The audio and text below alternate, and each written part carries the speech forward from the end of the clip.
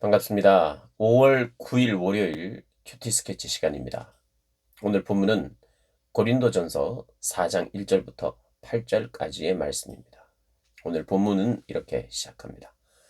사람이 마땅히 우리를 그리스도의 일꾼이요 하나님의 비밀을 맡은 자로 여길지어다. 그리고 맡은 자들에게 구할 것은 충성이니라. 오늘 본문은 사도 바울이 사람들의 판단, 거기에다가 나를 맡기지 말고 하나님의 판단, 거기에 자신을 맡겨라. 이런 말씀으로 본문이 진행되는데요. 금방 읽었던 말씀처럼 우리를 그리스도의 일꾼이요, 그리스도의 청지기, 그리스도께서 맡기신 일을 하는 일꾼이라는 말입니다. 맡긴 일이 있다는 거죠. 그리고 하나님의 비밀을 맡은 자라고 말합니다. 무엇을 맡겠다는 말입니까? 하나님의 구원의 복음, 십자가의 복음의 말씀, 부활의 증인, 그것이 바로 하나님의 지혜이죠. 하나님의 비밀, 십자가의 능력, 십자가의 구원, 이 복음을 맡겼잖아요. 그래서 이 복음을 전하고 그 전하는 일을 자신이 해야 할 일로 여기는 하나님의 일꾼, 하나님의 청직이라고 자신을 그렇게 표현하고 성도들 역시도 그렇게 봐야 한다는 것이죠. 그리고 그 맡은 자들에게는 무엇을 필요로 하느냐? 주인을 신뢰하고 주인에게 신실하게, 즉 충성을 다하는 것. 그것이 맡은 자들이 구할 것이라는 것입니다. 맡은 자들에게 늘 구해야 하는 구함이 있다면 충성스러운 주인 앞에 청지기로서 맡긴 일을 잘 감당하기 위하여 하나님 앞에 늘 그렇게 기도해야 하죠. 하나님, 언제나 하나님을 신뢰하며 주님이 우리에게 신실하셨듯이 우리도 주님께 신실한 사람 되기를 원합니다. 충성을 다하기를 원합니다. 그렇게 살아야 되는데 사람들에게 자신들을 맡기고 사람들의 판단에 자기를 맡기다 보니까 서로 분쟁이 일어나고, 또 때로는 사람들의 평가에 나 자신을 맡기다 보니까 때로는 교만해지고, 또 때로는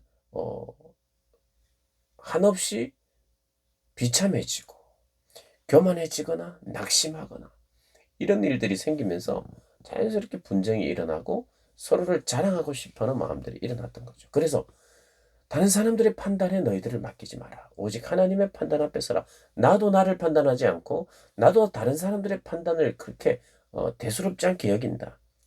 내 매우 작은 일이다. 다른 사람들이 하는 판단, 그게 전혀 무시는 안 될 수 있겠죠. 그러나 그게 대수롭지 않다는 거예요. 나에게 작은 일이다. 그리고 4절에 이렇게 이야기합니다. 내가 자책할 아무것도 깨닫지 못하나 이런 말미암아 의롭다함을 얻지 못하노라. 다만 나를 심판하실 이는 주님이시라. 사람의 판단은 정확지 않습니다. 나 스스로든 다른 이들의 판단에 나를 맡기지 않고 나를 판단하실 그 하나님께 온전히 맡긴다는 거예요. 내가 내 스스로 자책할 것이 없어도 그 판단이 완전하다는 의미는 아니라는 거죠. 그러면서 5절에 이렇게 이야기하죠. 그러므로 때가 이르기 전 주께서 오시기까지 아무것도 판단하지 말라. 아무것도 의심하지 말고 뭐 전혀 묻지도 말고 질문도 하지 말고 이런 뜻은 아니죠. 마땅히 드러나고 마땅히 거절해야 될 것도 우리가 거절해야 됩니다. 판단이 있어야 거절하죠. 오늘 본문은 서로 사람이 네가 높네 내가 높네, 네 말이 맞네 내 말이 맞네, 이 말도 맞는 것 같고 저 말도 맞는 것 같을 때, 그리고 그 속에 중심에는 서로 미움이 있는데도 불구하고 의로운 말, 옳은 말로 막 그 분위기를 부추기고 하는 이 본심과 겉모양이 다른 명목을 찾는 이런 여러 가지 일들에 대해서 우리의 판단이 필요한데 우리가 그 판단을 정확하게 할 수 없다는 거예요. 그런 판단, 우리가 판단할 수 없고 이게 뭐 증거도 없고 눈에 보이는 게 아니라면 그 판단 너무 신경 쓰지 말라는 거예요. 그 판단하지 말고 그것은 다 드러나게 있다.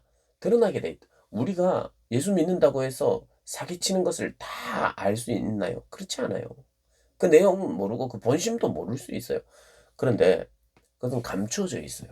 그런데 감추어진 것을 내가 찾을 수 없어요. 아무리 찾아도 찾을 수 없을 때가 있습니다. 거기에 시간 많이 뺏기지 말고 마음 뺏기지 말라는 거예요. 나중에 감추인 것이 다 드러날 것이다. 그들이 모든 이 선으로 뭔가 다 포장한 것 같아도 나중에 감추인 것이 드러날 때가 있다. 근데 그때까지는 너무 심하게 막 결정 내리려고 하고 내가 끝까지 이 결정을 내가 분명히 드러내리라 하면서 내 열정을 쏟지 말라는 그런 의미입니다.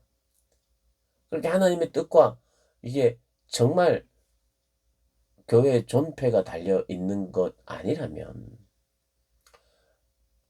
그 판단들을 너무 주장하면서 가지 말라는 거죠. 분쟁이 일어날 만큼 그 분쟁이 지속될 만큼 있을 때 이런 것들 해야 된다는 거죠. 그렇다고 해서 여러분 좋은 것이 좋은 것이다. 그냥 너도 잘못하고 나도 잘못하니 그냥 넘어가자. 이런 정신은 결코 성경의 정신은 아니죠. 분명히 잘못한 것에 대해서는 회개해야 되고 돌이켜야 되고 또 교회의 질서 아래서 분명히 또 체크해야 될 것은 체크해야 됩니다. 치리가 필요하다면 치리도 해야 되고 그러나 이것이 사람의 이름과 자랑으로 나타나는 그런 일들이 지금 진행되어 왔죠. 그런 일이라면 내가 하나님께 충성하고 있는지의 여부를 더 중하게 여기면서 다른 사람들의 판단을 신경 쓰지 말라. 어떤 면에서는 거기에 마음과 뜻이 뺏기지 말라는 거예요. 사단은 그렇게 와해시켜서 우리가 정작 해야 될 충성을 다하지 못하게 하니까 그렇다는 것입니다. 그래서 제한된 사람의 판단에 자신을 맡기지 말고 하나님의 판단, 하나님의 말씀에 자신을 맡기면서 살아라. 그래서 여전히 또 한 번 더 자랑합니다. 7절에 한 번 더 이야기합니다. 누가 너를 남달리 구별하였느냐? 너에게 있는 것 중에 받지 아니한 것이 무엇이냐? 네가 받았은지 어찌하여 받지 아니한 것 같이 자랑하느냐? 자랑하느냐? 자랑. 모든 것이 은혜인데 주님 외에 자랑할 것이 무엇이 있느냐? 지금 자랑하는 것, 뽐내는 것, 드러내고 싶은 것, 이거 조심하라는 거예요. 내가 무엇을 자랑해야 되는가? 자랑할 거 없다고 말합니다. 자랑한다면 주님이 주신 것, 주님이 주셨다고 자랑할 뿐, 주님을 자랑할 뿐, 자랑하면 안 된다는 것입니다. 여러분, 이 말씀을 정말 우리가 귀담아 들어야 될 것 같습니다. 자랑하기 좋아하는 인간의 본성. 하나님의 교회 역시도 이 자랑 때문에 문제가 생겼다는 거예요. 근데 이 자랑에 대해서 이렇게 계속해서 1장부터 4장까지 이렇게 길게 이야기하고 있습니다. 자랑의 문제. 자랑. 8절에 너희가 이미 배부르며 이미 풍성하며 우리 없이도 왕이 되었도다. 너무 풍성하게 자기 자랑하면서 그렇게 살았다는 우리가 너희와 함께 왕 노릇하기 위해 참으로 너희가 왕이 되기를 원하노라.